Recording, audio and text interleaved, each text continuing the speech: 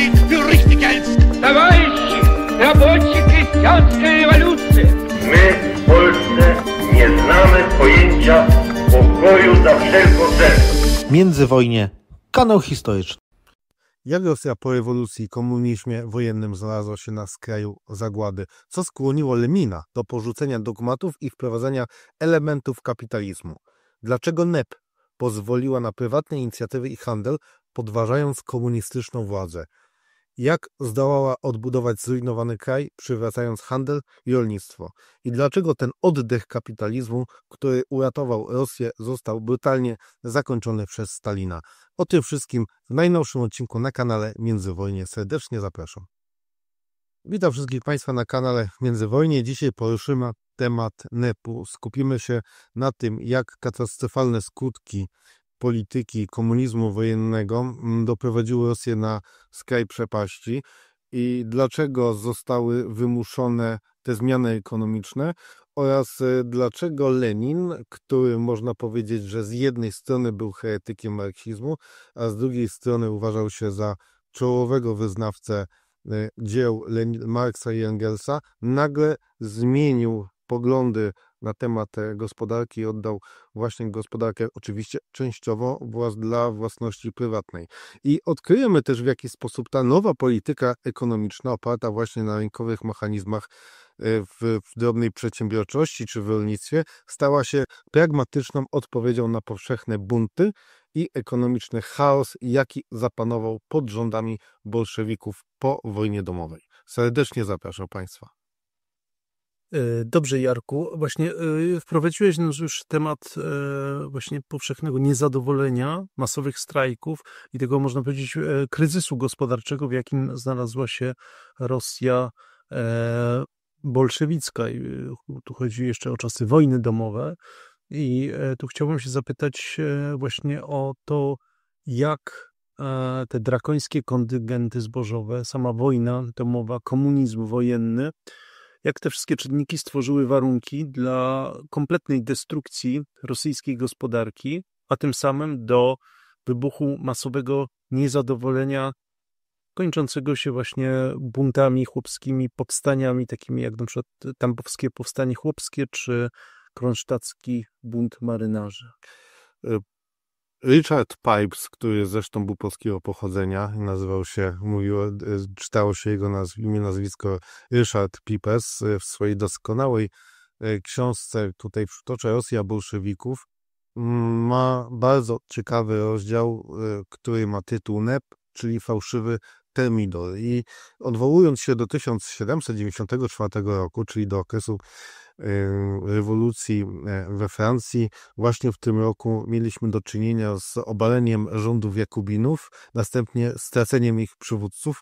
Tak w przypadku Rosji bolszewików nie mieliśmy do czynienia z obaleniem bolszewików i z straceniem ich, ale takim reformom wewnętrznym, które wyszły tak naprawdę od tego jądra partii bolszewików, a mianowicie od samego Lenina. Otóż Lenin zdał sobie sprawę, że polityka tego komunizmu wojennego jest nieskuteczna. Zresztą została ukuta ta nazwa komunizmu wojennego tak naprawdę tylko po to, żeby w pewien sposób wytłumaczyć bieżącą sytuację gospodarczą w kraju rządzonym właśnie przez bolszewików.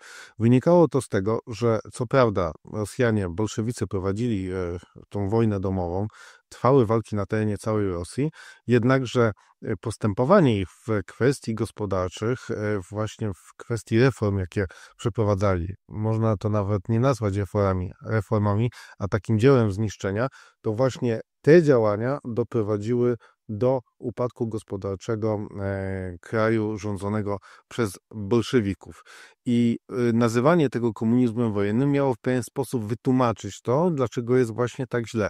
Że to nie jest wina tych działań ze strony bolszewików, jednakże jest to wynik tego, że obecnie trwa wojna i w momencie, jak ta wojna się skończy, to tak naprawdę sytuacja się unormuje, sytuacja się gospodarcza poprawi i będziemy mieli do czynienia właśnie z komunizmem, który zapanuje w Rosji i zostanie zlikwidowany tak naprawdę głód i kraj będzie się coraz bardziej bogacił. Oczywiście ja tutaj używam pewnych takich sloganów, ale tak naprawdę one odzwierciedlały to, jakie było postrzeganie właśnie rzeczywistości przez samych bolszewików, którzy właśnie poprzez te reformy chcieli do tego doprowadzić. I no, można sobie powiedzieć szczerze, że w momencie, kiedy wojna domowa się kończy, mamy do czynienia już z takimi niedobitkami białych, sytuacja gospodarcza wcale się nie polepsza i tutaj możemy zacząć od pierwszej podstawowej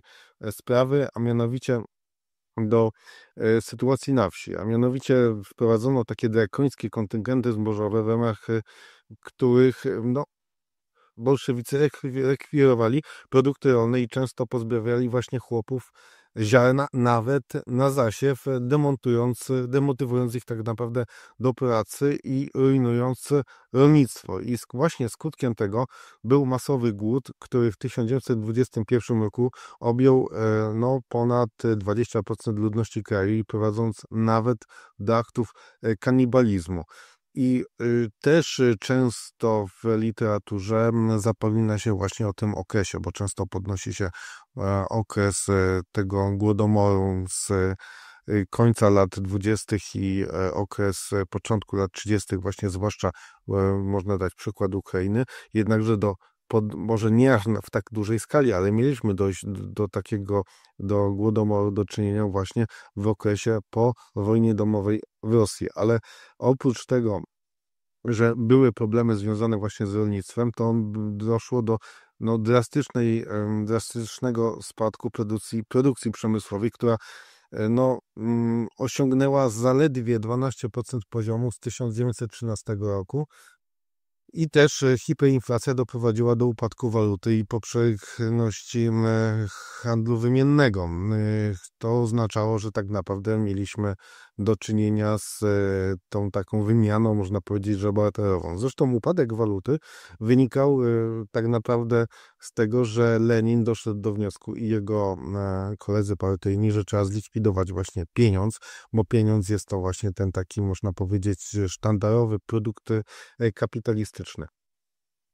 Jeżeli chodzi o samą populację w Rosji, no to wynosiła ona 171 milionów w 1913 roku i spadła ona do 131 milionów w 1921 roku, co jak widać oznaczało stratę 40 milionów ludności. I właśnie w tej atmosferze powszechnej nędzy i zniszczenia no, wybuchały liczne bunty chłopskie, takie jak na przykład wspomniałeś, Stanisławie, to powstanie tambowskie w sierpniu 1920 roku, które no, trwało do czerwca 1921 roku. Mieliśmy do czynienia ze strajkami robotników, a taką kulminacją było powstanie właśnie marynarzy w Kronsztadzie w marcu 1921 roku, co stało się tak naprawdę tym impulsem dla Lenina do właśnie zmiany polityki gospodarczej. Lenin też zdawał sobie sprawę z tego, że tego problemu nie można rozwiązać ani siłą, ani właśnie terroryzowaniem ludności, ponieważ zboża fizycznie brakowało w Rosji. Też to, co jest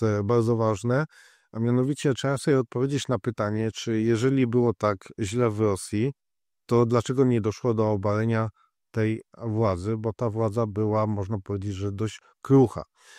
Wynikało to z tego i można powiedzieć, że mamy identyczną sytuację podczas wojny domowej, kiedy no, biali próbowali pokonać bolszewików, a mianowicie ruchy, które te powstania chłopskie, czyli to się nazywało często zieloni,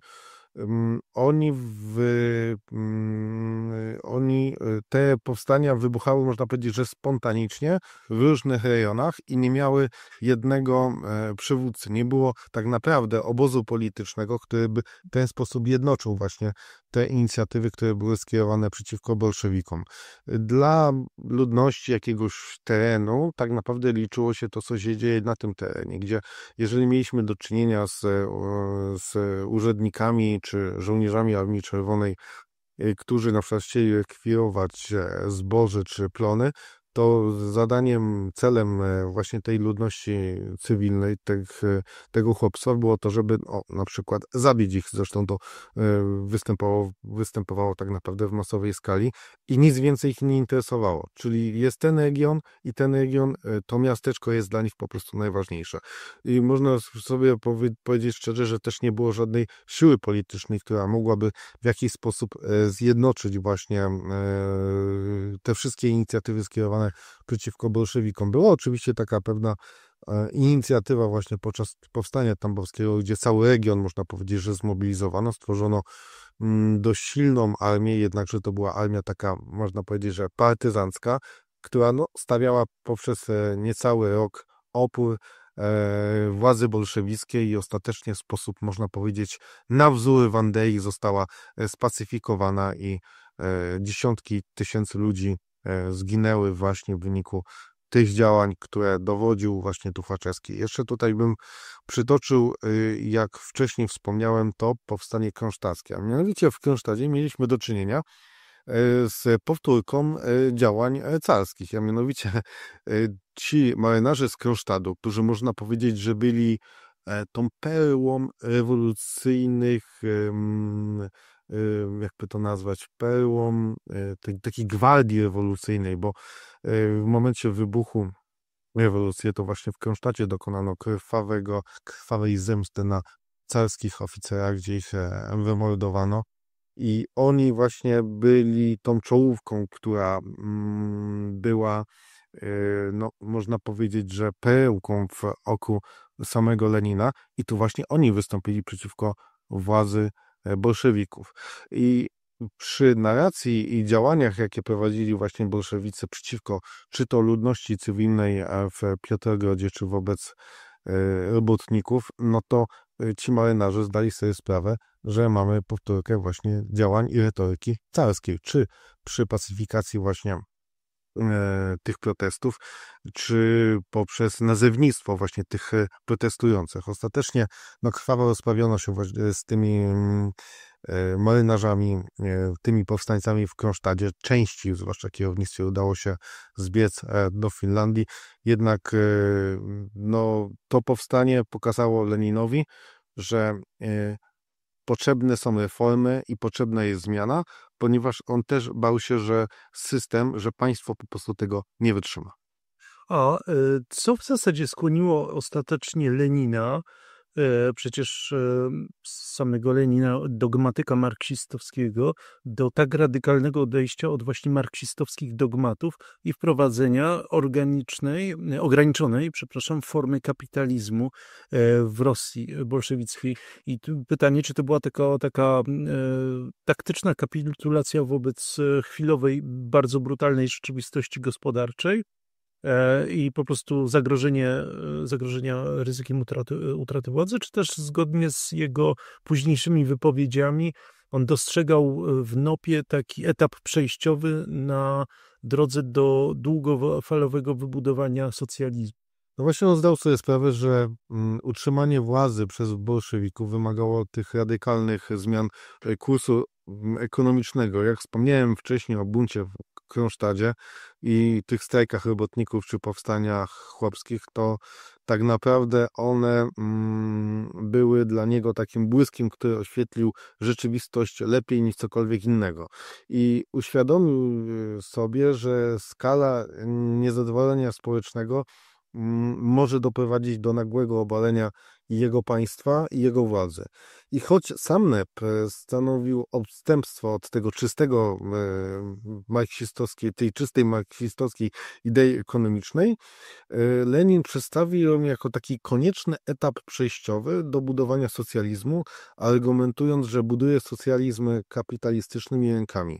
Jego podejście było ukierunkowane na zachowanie rewolucji i umacnienie struktury politycznej, kosztem chwilowego odejścia od ideologii ekonomicznej. Co ważne, Lenin postrzegał NEP nie jako tymczasowy odwrót, ale taką właściwą drogę, która miała trwać nie wieki, ale pokolenia i wykazując się takim ambiwalentnym, lecz dalekosiężnym spojrzeniem na rolę w ewolucji państwa radzieckiego. I też niektórzy historycy radzieccy, jak na przykład Nietliwi czy Heller, zauważają, że po raz pierwszy Lenin stanął przed sytuacją, kiedy problemu nie można było rozwiązać siłą ani ostrzelaniami, ponieważ zboża fizycznie nie było w Rosji. I jeżeli też mówimy o postrzeganie gospodarcze przez samego Lenina, to on w pewnym momencie zdał sobie sprawę, że pomylił się. A mianowicie pomylił się dlatego, że wydawało mu się, że Rosja jest już krajem dojrzałym kapitalistycznie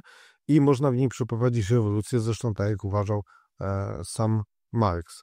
I po okresie właśnie przejęcia władzy w 1917 roku do 1921 roku okazuje się, że Rosja krajem kapitalistycznym nie jest, że trzeba doprowadzić do sytuacji, aby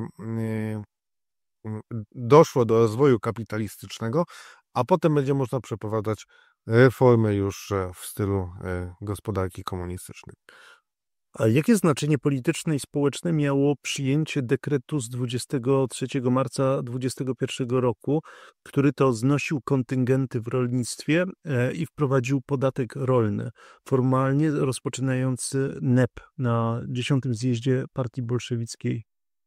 Czy akt ten prezentowany przez Lenina jako warunek konieczny do zbudowania socjalizmu, czy on zwiastował rzeczywistą transformację, czy to był tylko taki taktyczny manewr? No tak, nowa polityka ekonomiczna, ona została ogłoszona przez Lenina na tym 10. zjeździe Partii Bolszewickiej w marcu 1921 roku.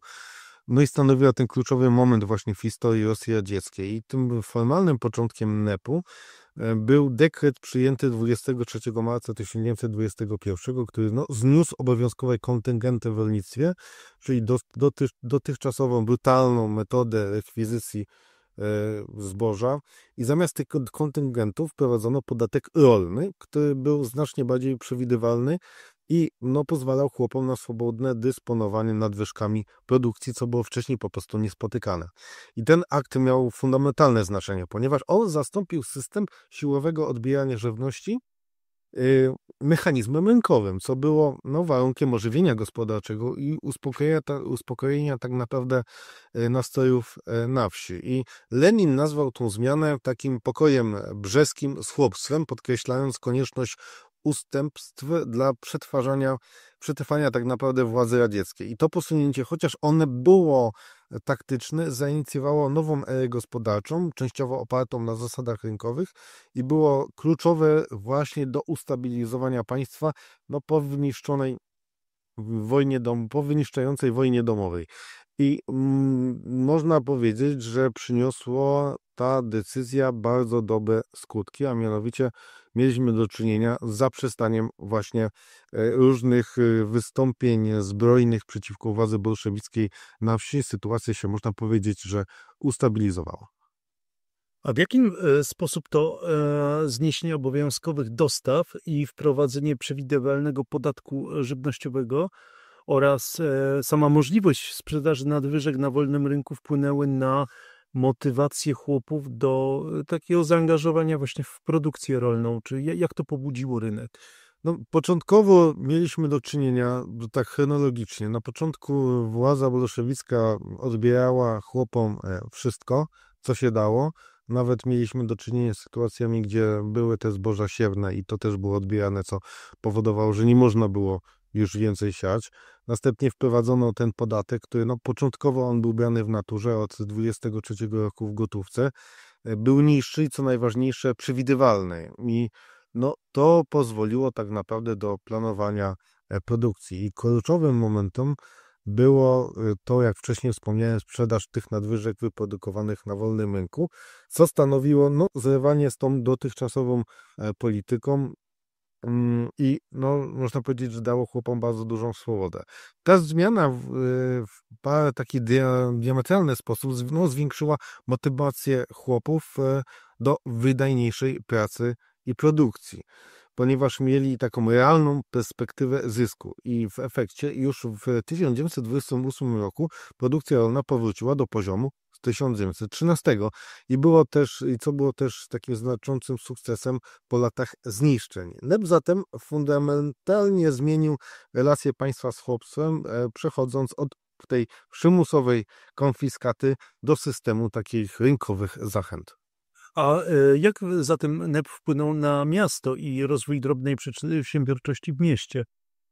I czy tam państwo też wycofało się z gospodarki, czy zachowało jednak kontrolę nad jakimiś kluczowymi sektorami? No, mieliśmy tutaj do czynienia z takim z występowaniem dwóch systemów, a mianowicie NEP przyniósł takie zmiany, które zezwalały na prywatne przedsięwzięcia i wolny handel, zwłaszcza tej drobnej i średniej, w tej drobnej i średniej skali. I dzięki temu bardzo szybko zaczęły powstawać takie setki małych firm, sklepów, restauracji, hoteli, warsztatów, co też tak naprawdę ożywiło miejską gospodarkę i doprowadziło do pojawienia się dawno niewidzialnych towarów na półkach. I przywrócono rynek towarowo-pieniężny, zlikwidowano państwowy system rozdzielania towarów, ale też wprowadzono nową walutę opartą częściowo, uwaga, na złocie, co też ustabilizowało tak naprawdę finanse. I przedsiębiorstwa państwowe, choć pozostały pod własnością rządu, musiały też działać na zasadach samofinansowania się i też takiej racjonalizacji kalkulacji ekonomicznej, dążąc też do zysku i nie tylko do realizacji odgórnych poleceń ze strony państwa. I jednakże państwo zachowało taki monopol nad kluczowymi sektorami, takimi jak na przykład przemysł ciężki, bankowość czy handel zagraniczny. I do nadzorowania rozwoju gospodarczego utworzono nową państwową agencję planowania, Gosplan. I ten taki hybrydowy model łączący prywatne inicjatywy z państwową kontrolą strategicznych obszarów pozwolił na też szybkie odbudowanie samej gospodarki. A analizując pojawienie się i funkcjonowanie NEP-manów oraz kułaków, to były takie powszechne pojęcia określające przedsiębiorców i zamożnych chłopów, którzy właśnie wzbogacili się na tych chwilowych reformach gospodarczych, to jaką oni pełnili rolę w życiu gospodarczym, w tym ożywieniu gospodarczym ówczesnej Rosji i w jaki sposób ich takie chwilowe bogactwo, ale zarazem bardzo niepewny status prawny budziły irytację społeczną i ostatecznie doprowadziło do tego, że stali się oni ofiarą bolszewickiej propagandy. No tak, mamy do czynienia z powstaniem tych takich klas nepmanów i kułaków. Nepmani to byli handlowcy, którzy właśnie skupowali zboże od chłopów i sprzedawali je w miastach, prowadząc około 75% handlu detalicznego w Rosji w 1923 roku. Kułacy natomiast to zamożni chłopi, którzy dzięki możliwości tej sprzedaży tych nadwyżek na wolnym handlu, oni rozwijali swoje gospodarstwa i też, powiedzmy sobie szczerze, akumulowali bogactwo. I obie te grupy często w sposób taki ostentacyjny demonstrowały właśnie swoje bogactwo, inwestując w takie luksusowe samochody, wystawne stroje, przyjęcia w drogich restauracjach, kabaretach, co też stanowiło taki szokujący kontrast dla zwykłych ludzi, dla społeczeństwa, które było wyniszczone wojną domową i też dla członków co po niektórych partii bolszewickiej. I dla samych bolszewików nepmani i kułacy byli takim ideologicznym zagrożeniem postrzeganym jako taki powrót burżuazji i przeszkoda w budowie socjalizmu, dlatego też odmawiano im praw politycznych i często czyniono ich kozłami ofiarnymi.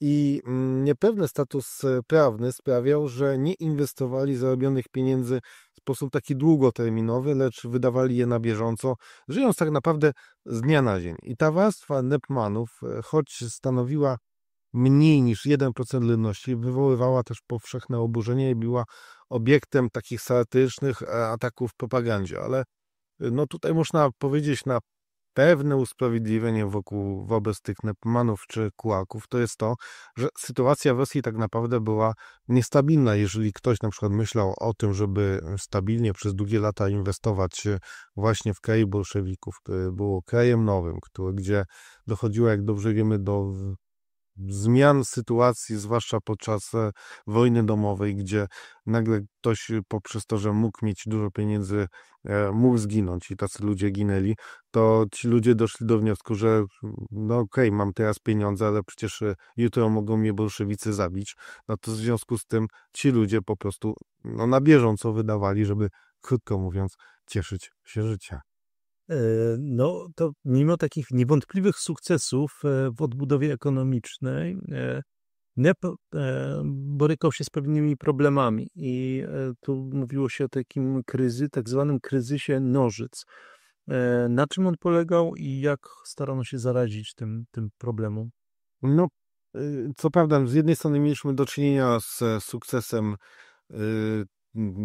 NEP-u, jednakże no, NEP borykał się z takim istotnym problemem, który nazwano w sposób taki symboliczny kryzysem nożyc i termin ten ukuł Trocki. Polegał on na tym, że produkcja rolna, która odbudowywała się znacznie szybciej niż przemysł, powodowała też gwałtowny wzrost podaży żywności, a co za tym idzie spadek jej ceny. Jednocześnie niedostateczny rozwój przemysłu skutkował niedoborem i wzrostem cen dóbr przemysłowych. I ta dysproporcja sprawiała, że chłopi mieli mniej pieniędzy do wydawania na drugie towary z miast, co osłabiło ich siłę nabywczą i też motywację do sprzedaży zboża. Jednocześnie podczas NEP-u utrzymywało się wysokie bezrobocie, które w 1927 roku w Przemyśle wynosiło aż 14%. I też jakość produktów, towarów, które często pozostawiały wiele do życzenia i planowanie gospodarcze, choć wprowadzono Grosplan, było tak naprawdę prymitywne i państwowe cięcia kosztów też negatywnie wpływały na usługi publiczne, takie jak transport, zdrowie czy edukacja. I Rosja nadal pozostawała w tle technologicznie jednym z takich zacofanych krajów i na przykład w 1928 roku tylko 1% gruntów rolnych było uprawianych za pomocą traktorów. I te wady wynikały z hybrydowego charakteru NEP-u i wskazywały na wewnętrzne napięcia i stanowiły argument dla jego krytyków, że polityka ta nie jest zdolna do zapewnienia długofalowego i zrównoważonego rozwoju. I można powiedzieć, że tam, gdzie pozostawiano rękę tej takiej przedsiębiorczości, gdzie dano możliwość rolnikom swobodnego w miarę decydowania o swoich zbiorach, o sprzedaży, no to odbywało się, można powiedzieć, że w sposób dynamiczny ten rozwój. A jeżeli mamy do czynienia z tymi państwowymi firmami, tymi wielkimi, to one cały czas były zacofane, no i to musiało się po prostu nie udać długoterminowo. No, ale ta nowa ekonomiczna polityka to nie tylko gospodarka, to znaczy zawsze jest tak, że gospodarka nie istnieje w próżni i oddziałuje na inne dziedziny życia, więc jeśli poluzowano gospodarkę, to też miało to odbicie nie tylko w konsumpcji, ale też w kulturze. I tu miałbym pytanie, jak ten oddech gospodarczy wpłynął też na oddech w dziedzinie życia kulturalnego, w obyczajowości Rosji radzieckiej, bo pojawiły się, mieliśmy skutki zarówno pozytywne, takie jak walkę z analfabetyzmem, bardzo dynamiczny rozwój sztuki w tamtym czasie, no ale też bardziej kontrowersyjne, na przykład radykalny feminizm, czy taki ruch dołoj wstyd. I gdybyś nam mógł właśnie przybliżyć te zjawiska, jak to wyglądało? No tak, no tutaj można powiedzieć, że mieliśmy taką do czynienia z pewnego rodzaju lewicową liberalizacją. Tak, ale to lewica liberalna, taka bardziej różowa. Tak. No i nagle na moment można powiedzieć, że doszło do wkroczenia tych standardów zachodnio-lewicowych, zachodnioeuropejskich, tych lewicowych, ale w momencie, kiedy... Bardzo nowocześnie się zrobiło. Tak, ale to trwało do czasów, kiedy Józef Stalin nie przejął twardą ręką władzy i można powiedzieć, że wprowadził rządy umiarkowanie konserwatywne, prawda? Bo już nie można było tak ostentacyjnie tego reklamować.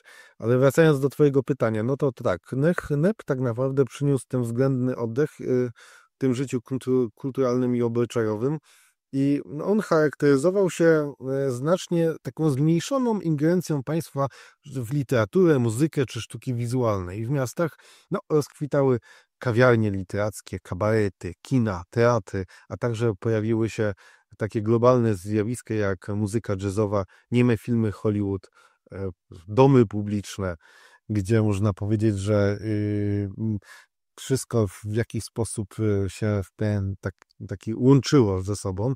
Jednym z takich najważniejszych osiągnięć była taka masowa walka też z analfabetyzmem, o której wspomniałeś, dzięki którym w tym okresie gdzieś między 6 a 10 milionów ludzi nauczyło się czytać i pisać, a także mieliśmy do czynienia z takim rozwojem awangardowej sztuki plakatowej, z udziałem takich twórców jak na przykład Władimir Majakowski. Ale jednocześnie widoczne było też rozwarstwienie społeczne, gdzie wystawowy styl życia tych Nepmanów kontrastował z codziennością większości obywateli i pojawiły się również takie kontrowersyjne ruchy społeczne, jak ten dołoj wstyd, czyli precz ze wstydem, propagujący publiczną nagość w manifestacjach liczących nawet 10 000 osób, oraz rozwijał się feminizm, promujący równe prawa kobiece i opiekę państwa nad matkami, choć państwo ostatecznie zaczęło ograniczać te radykalne swobody. I ten okres, choć pełen takiej dynamiki i artystycznych swobód, był jednak pod stałą obserwacją partii, a wiele tych radykalnych inicjatyw było ostatecznie tłumionych, co wskazuje na iluzoryczny charakter po prostu tych swobód. No tak, ale jeszcze jedna ważna rzecz, bo mówimy to o takim poluzowaniu gospodarczym, a jak to wyglądało w stosunkach w handlu zagranicznym? To znaczy, jak znaczące było i czy w ogóle było to widoczne to otwarcie się Rosji radzieckiej na współpracę z państwami zachodnimi poprzez handel, inwestycje, jakieś transfery technologiczne w okresie NEP-u? Czy te kontakty stanowiły kluczowy element odbudowy gospodarczej, czy też był to marginalny dodatek do samego rozwoju gospodarczego wewnątrz Rosji? Państwa zachodnie, takie jak Niemcy, Wielka Brytania czy Francja, one pomimo braku pełnego uznania władzy bolszewickiej zaczęły angażować się właśnie w handel i inwestycje. I bolszewicy dopuścili ten kapitał zagraniczny w formie takich koncesji, mieszanych spółek akcyjnych i wspólnych przedsięwzięć, co też umożliwiło napływ pieniędzy i co bardzo ważne, też tych transferów technologicznych. I dzięki temu do Związku Radzieckiego trafiły też nowoczesne maszyny, sprzęt taki jak obrabiarki oraz licencje, co znacząco przyczyniło się do odbudowy przemysłu i też przygotowało taki grunt pod industrializację, zwłaszcza w sektorach tych strategicznych. I przykładem jest na przykład amerykański biznesmen Armand Hammer, który uzyskał liczne koncesje i też stał się takim ważnym pośrednikiem w kontaktach handlowych, ale też dyplomatycznych, nawet handlując dziełami sztuki.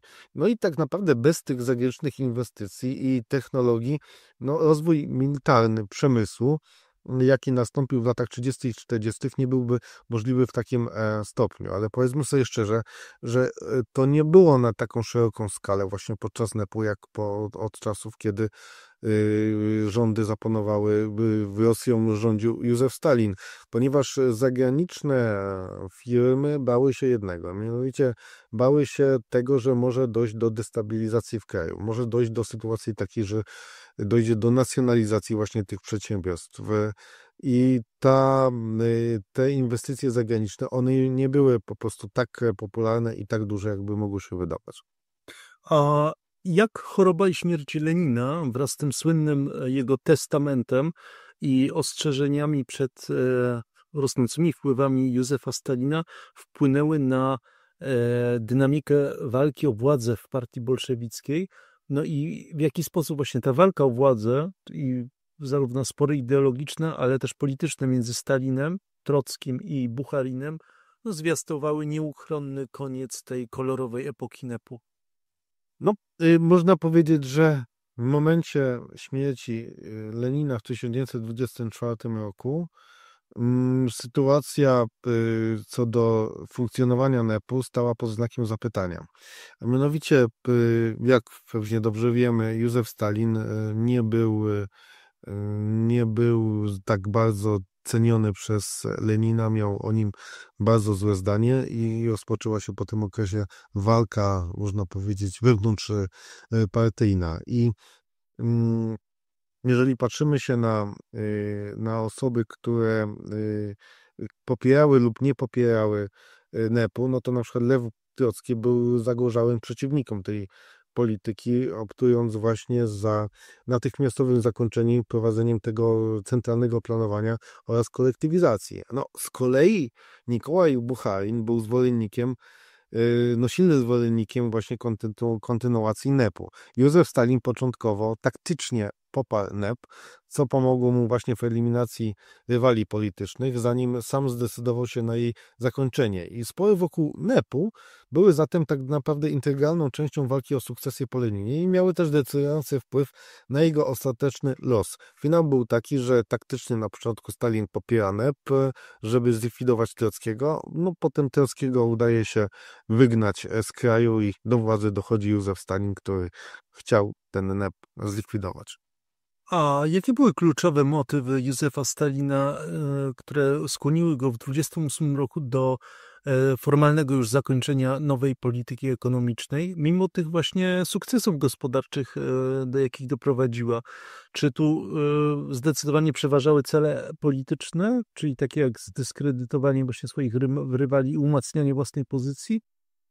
Czy też on rzeczywiście uwierzył w to, że to wpłynęło w jakiś sposób na kryzys zbożowy i rzeczywiście kryło się tym też jakieś dążenie do przyspieszenia industrializacji kraju? No, Stalin nie był tak naprawdę zadowolony z ekonomicznych wyników NEP-u, ale też jego decyzja wynikała z politycznego podejścia, a mianowicie zakończenie NEP-u pozwoliło mu zdyskredytować i wyeliminować swojego głównego rywala w walce o władzę, czyli Mikołaja Bucharina, który był gorącym zwolennikiem właśnie tej polityki. Było to także takie narzędzie do umocnienia jego władzy poprzez jednoczenie partii wokół radykalniejszej wizji socjalizmu. Jeżeli chodzi o taki czynnik ekonomiczny, to NEP jego zdaniem nie przynosił oczekiwanych rezultatów w zakresie industrializacji i zapewnienia wystarczających dostaw zboża, co było też szczególnie widoczne poprzez kryzys zbożowy z 1927 roku, gdy chłopi odmawiali sprzedaży zboża państwu po zaniżonych cenach. I Stalin dążył do wielkiego skoku gospodarczego i stworzenia potężnego kompleksu przemysłowego, głównie militarnego, do czego NEP wydawał mu się po prostu niezdolny. I ideologicznie też NEPmani i kułacy stali się wygodnymi kozłami ofiarnymi, owinianymi za powolność gospodarki i przeszkadzanie w budowie tak naprawdę socjalizmu. I ich ostentacyjne to właśnie bogactwo, o którym wcześniej wspominaliśmy, budziło też silny sprzeciw partii wśród też społeczeństwa. I zakończenie NEP-u było więc takim strategicznym posunięciem, które umożliwiło Stalinowi realizację jego wizji zcentralizowanej gospodarki, no i też wzmocnienie jego autokratycznej kontroli. To jakie były bezpośrednie konsekwencje porzucenia polityki NEP-u i wprowadzenia tej centralizacji, czyli planów 5-letnich, kolektywizacji rolnictwa dla gospodarki i samego społeczeństwa ZSRR? No, zakończenie NEP-u w 1928 roku przez Stalina, one zapoczątkowało takie radykalnej transformacji z brutalną kolektywizacją rolnictwa i forsowaną industrializacją w ramach pierwszego planu 5-letniego, który rozpoczął się w październiku 1928 roku. I rolnictwo na przykład zostało przymusowo skolektywizowane, a miliony indywidualnych gospodarstw chłopskich połączono w kołchozy, czyli 20 milionów gospodarstw w 250 000 kołchozów w latach 1929-31 i co doprowadziło do eliminacji kułaków jako klasy masowych przesiedleń, a nawet i rozstrzeliwań. I cały przemysł został w pełni znacjonalizowany, a prywatny handel zakazany do 1931 roku, co oznaczało całkowity koniec filtru właśnie z tym złym zachodnim kapitalizmem. I chociaż produkcja przemysłowa, zwłaszcza ciężka i zbrojeniowa, rosła w ogromnym tempie, to jest 12-18% rocznie w latach 28-37, Stalin osiągnął cel zbudowania potężnej armii, który odbył się tak naprawdę kosztem niewyobrażalnych cierpień ludności. To już mówiliśmy o tym Głodomorze.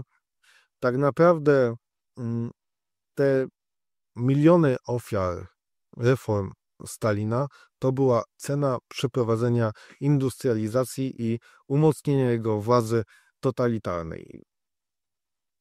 I skutkiem też była również utrata wszelkich swobód ekonomicznych i politycznych, a tak naprawdę konsolidacja scentralizowanego, totalitarnego systemu zarządzania gospodarką i społeczeństwem. I tutaj jeszcze warto by jedną rzecz zaznaczyć, bo o tym wcześniej nie powiedziałem, a mianowicie jaka była sytuacja polityczna podczas NEP-u, bo skupiliśmy się tak naprawdę na tych zmianach gospodarczych, jednakże jeżeli chodzi o podejście polityczne podczas można powiedzieć, że panowania tej nowej polityki gospodarczej, to władza oddała, można powiedzieć, że częściowo gospodarkę pod, można powiedzieć, zarządzanie ludzi na podwolny rynek. Jednakże jeżeli chodzi o władzę polityczną, to absolutnie nie było mowy o tym, aby w jakikolwiek sposób dokonać liberalizacji. I jeżeli chodzi o walkę polityczną wewnątrz systemu jeszcze partyjnego, no to bolszewicy tak naprawdę zlikwidowali wszelkie partie opozycyjne i wyczyścili, można powiedzieć, że przedpole ze swoich przeciwników politycznych. I tak naprawdę zaczęło powstawać coraz więcej obozów właśnie do przeciwników władzy ludowej. I jeżeli chodzi o sytuację właśnie tą wewnętrzną, to ona została, można powiedzieć, że absolutnie przyjęta przez bolszewików w momencie, kiedy dano społeczeństwu oddech do tego, aby mogli przez ten parę lat tak naprawdę się bogacić. A tak oceniając NEP z perspektywy historycznej, patrząc już z dzisiejszego punktu widzenia na to, do czego doprowadził komunizm, to jak to ocenić? Czy to był tylko taki chwilowy, cyniczny krok na drodze do zachowania władzy, bardzo pragmatyczne, takie koło ratunkowe, czy też może tkwiła w nim taka zaprzepaszczona szansa na taki socjalizm z ludzką twarzą, czy taki mniej brutalny rozwój Związku Radzieckiego. No, coś, do czego później doprowadzono w sumie w Chinach ludowych, które są formalnie ludowe, ale oparte na gospodarce rynkowej współcześnie. No, to dziedzictwo NEP-u jest tak naprawdę złożone i też podległe różnym interpretacjom. I z jednej strony NEP jawi nam się jako taki pragmatyczny, a wręcz genialny krok Lenina, niezbędny do uratowania Rosji Radzieckiej przed całkowitym, tak naprawdę załamaniem gospodarczym i społecznym po wojnie domowej i komunizmie wojennym. Skutecznie odbudował NEP gospodarkę, przywracając produkcję rolną i przemysłową do poziomu sprzed I wojny światowej oraz zrezygnując masowy głód, co świadczy o jego niewątpliwym właśnie sukcesie. No ale z drugiej strony liczne wewnętrzne sprzeczności, problemy takie jak właśnie ten kryzys nożyc oraz tak fundamentalnie konflikt ideologiczny z zasadami bolszewizmu sprawiły, że jego trwałość była od początku niepewna. I wielu historyków, w tym autorzy źródeł, postrzega NEP jako straconą szansę na ewolucję Związku Radzieckiego w mniej brutalnym kierunku, jako możliwość rozwoju w oparciu o instytucje rynkowe, zamiast tego totalitarnego, centralnego planowania. I interesującym aspektem właśnie dziedzictwa NEP-u jest jego rola jako inspiracji dla późniejszych reform, zwłaszcza Chińskiej Republiki Ludowej, gdzie Deng Xiaoping odwoływał się właśnie do NEP-u jako tego takiego bardziej prawidłowego modelu socjalizmu, łączącego państwową kontrolę nad kluczowymi sektorami z prywatną inicjatywą w drobnej i średniej przedsiębiorczości. I podsumowując Stanisławie, NEP był takim paradoksalnym eksperymentem, który, choć skuteczny w ratowaniu państwa, ostatecznie ustąpił miejsca brutalnej konsolidacji władzy i forsowanej industrializacji, pozostawiając za sobą pytanie o alternatywne ścieżki rozwoju, które mogły oszczędzić miliony ludzkich istnień. No i na tym będziemy kończyli dzisiejszy odcinek Międzywojnia. Zachęcam wszystkich do lajkowania naszych produkcji, subskrybowania naszego kanału, polecania naszych materiałów.